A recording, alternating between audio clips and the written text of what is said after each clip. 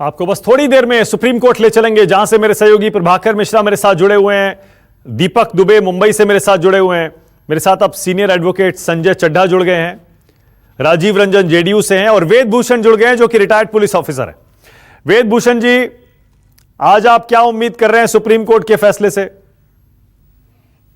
आज बहुत ऐतिहासिक दिन है। जिस तरह से इस सारे मिस्ट्री को प्रोजेक्ट किया जा रहा था, मीडिया के अंदर चलाया जा रहा था, दिल्ली पुलिस और बॉम्बे पुलिस हिंदुस्तान के अंदर प्रोफेशनल फोर्स मानी जाती है। चड्ढा साहब ने अपने छोटे शब्दों के अंदर बिल्कुल क्लियर कर दिया है कि जो स्थिति लाके खड़ी कर दी गई है, ये हम सब के लिए सोचने की बात है। सुप्रीम कोर्ट जरूर इसके अंदर कोई ऐतिहासिक फैसला लेगी, परंतु शक ये है कि ये हिंदुस्तान है। यहाँ पर सुप्रीम कोर्ट पर भी लोगों ने सवाल किए हैं, आर्मी पर सवाल किए, पुलिस पर तो सवाल किए ही जा रहे हैं।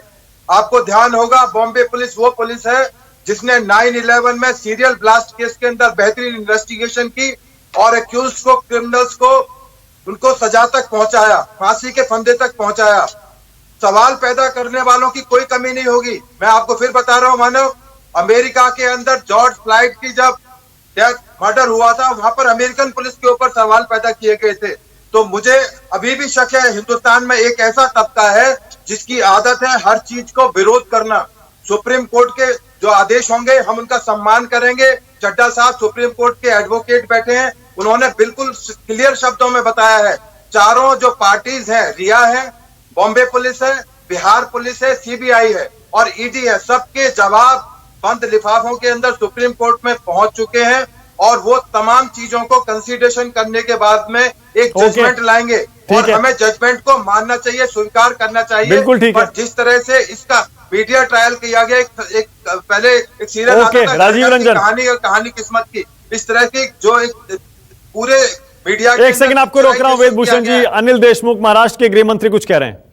निर्णय आल्यानंतर मग मी तुम्हाला प्रतिक्रिया देईल। सर, महाराष्ट्र सरकारची काय तयारी आहे? जर सीबीआयकडे हे प्रकरण जाताना दिसतंय तर महाराष्ट्र सरकार उद्या काय नाही म्हणतात, त्यांच्या निर्णयामध्ये काय म्हणतात, ऑर्डरमध्ये अजून काय काय डिटेल देतात, ते सगळं आम्ही निर्णय आल्यानंतर त्याचा अभ्यास करू आणि मग योग्य तो निर्णय घेऊ।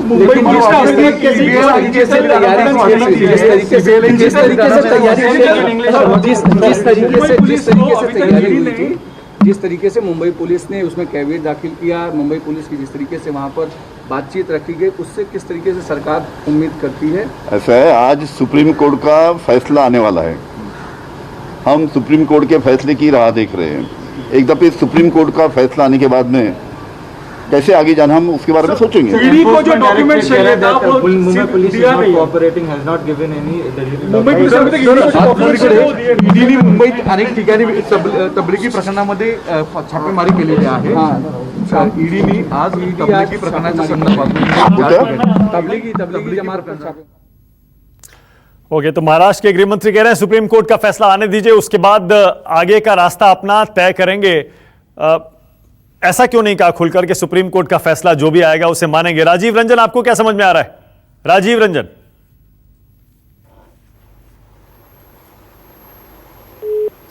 राजीव रंजन तक लगता है आवाज। संजय चड्ढा, संजय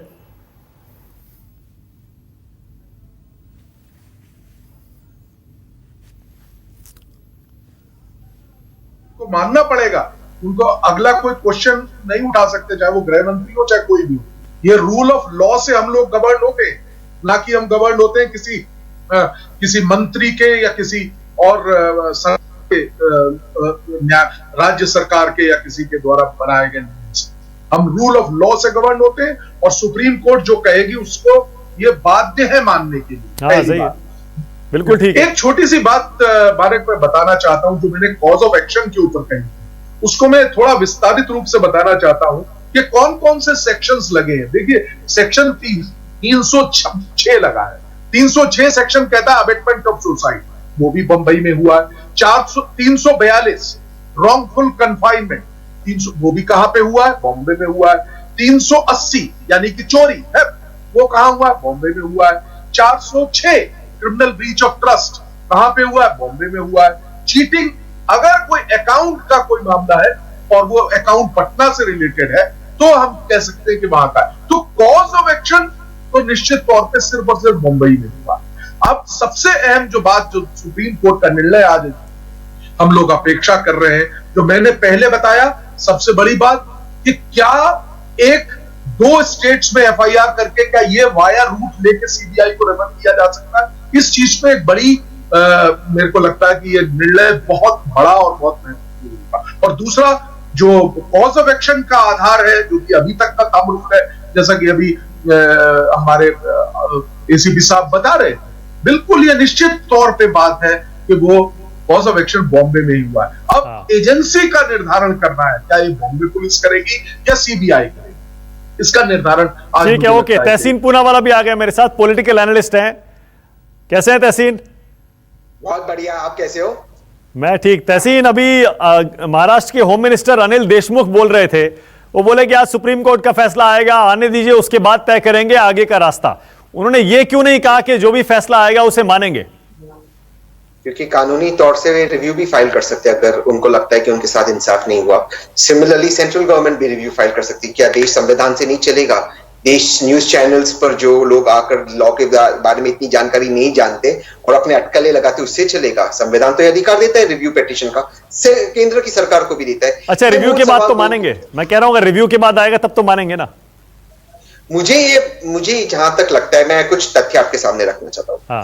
चैप्टर 12 और 13 इंडियन पिनल कोड का यही कहता है कि जहां पर कॉज ऑफ एक्शन हुआ है, वही लोकल पुलिस और वही लोकल कोर्ट इसे इन्वेस्टिगेट करेगी। सबसे पहली बात। दूसरी बात, आपको सुप्रीम कोर्ट में साबित करना पड़ेगा कि Mumbai police was not doing a fair job, जो उसने सुप्रीम कोर्ट में सील एनवेलप में दिया है कि उन्होंने क्या कार्रवाई की एज पर द प्रोसीजर। तो मुझे समझ में नहीं आता है कि क्या ये मुल्क फेडरल स्ट्रक्चर है या नहीं, क्योंकि फेडरल स्ट्रक्चर को सुप्रीम कोर्ट ने एक बेसिक स्ट्रक्चर माना है संविधान का। क्या कल किसी भी और क्या बिहार या कोई और सूबे ये कहेगी कि नहीं, ये इन्वेस्टिगेट नहीं करेगी, स्टेट पुलिस वो पुलिस इन्वेस्टिगेट करेगी? क्या ये पॉसिबल हो सकता है इस मुल्क के अंदर? How is it possible? और अगर बिहार चाहती थी कि सीबीआई इन्वेस्टिगेट करे, सबसे पहले वो जो 0 एफआईआर फाइल हुआ था, उन्हें महाराष्ट्र में ट्रांसफर करने था। आज तक इस वक्त 10:30 बजे तक वो एफआईआर उन्होंने ट्रांसफर नहीं किया। नहीं, वो तो एफआईआर तो उन्होंने महाराष्ट्र पुलिस को ट्रांसफर करने के बजाय सीबीआई को ट्रांसफर कर दिया केस। बिहार की सरकार ने। सुप्रीम कोर्ट में आज इसी पर फैसला होना है कि क्या इस तरह से कोई स्टेट गवर्नमेंट जहां पर कॉज ऑफ एक्शन नहीं है, क्या वो सीबीआई को ये मैटर रेफर कर सकती है या नहीं रेफर कर सकती है? तहसीन, मैं आपसे एक और चीज पूछना चाहता हूं। ये तो खैर लीगल एंगल हो गया, इसमें पॉलिटिकल एंगल जरा मुझे बताइए तहसीन, आपको क्या समझ में आ रहा है? और बहुत सोच समझ कर बोलिएगा, क्योंकि इसमें सुशांत का परिवार एक तरफ खड़ा है, बिहार सरकार के पूरी तरह से साथ खड़ा है उसमें, और एक तरफ रिया है और महाराष्ट्र सरकार है। ऐसे में आपको क्या समझ में आ रहा है? पॉलिटिक्स हो रही है क्या? मुझे सुशांत के परिवार से पूरी तरह से हमदर्दी है, लेकिन मैं दो सवाल उठाना चाहता हूं एक लेमैन की तरह। अगर वे चाहते थे, और क्योंकि कुछ बातें निकली है कि उन्होंने कुछ एक डीसीपी को व्हाट्सएप भेजा किसी और हरियाणा पुलिस के तहत के उनकी मदद करो, जो भी, अगर ये दिक्कत थी नवंबर से, तो वे खुद मुंबई क्यों नहीं आए? मैं जेन्युइनली इस प्रश्न के जवाब देना चाहता हूं। दूसरी चीज, बार बार हम किसी महिला को कहे कि उसने कोई काला जादू किया, वो अपने बॉयफ्रेंड को अपने पति से, अपने पिताजी से दूर रख सकती थी, क्या ये 2020 में ये लीगल ग्राउंड्स होते हैं? ये सारे प्रश्नों पे हमें विचार करना होगा। और तीसरी चीज ये, और ये बेहद जरूरी है, मैंने आपको पहले भी आपके शो में कहा था, जनवरी में मैं सुशांत को मिला, इनफैक्ट उसने मुझे देखा, उसने आकर मुझे आए कहा, हम लोग इकट्ठा थे जनवरी को पूरा में एक साथ। अगर सुशांत के साथ कोई परेशानी थी तो परिवार ने उस वक्त फिजिकल एक्शन क्यों नहीं लिया? ये तो सारे प्रश्न पूछने होंगे। तो इसकी पूरी तरह से जांच होनी चाहिए। मुझे लगता है मुंबई पुलिस केपेबल है। नमस्कार, मैं हूं मानक गुप्ता। अगर आपको हमारा ये वीडियो पसंद आया हो तो इसे लाइक और शेयर जरूर करें, और हाँ, हमें सब्सक्राइब और फॉलो करना ना भूलें, ताकि आप देश और दुनिया की कोई खबर मिस ना करें। तो जुड़े रहिए हमारे साथ और देखते रहिए News 24।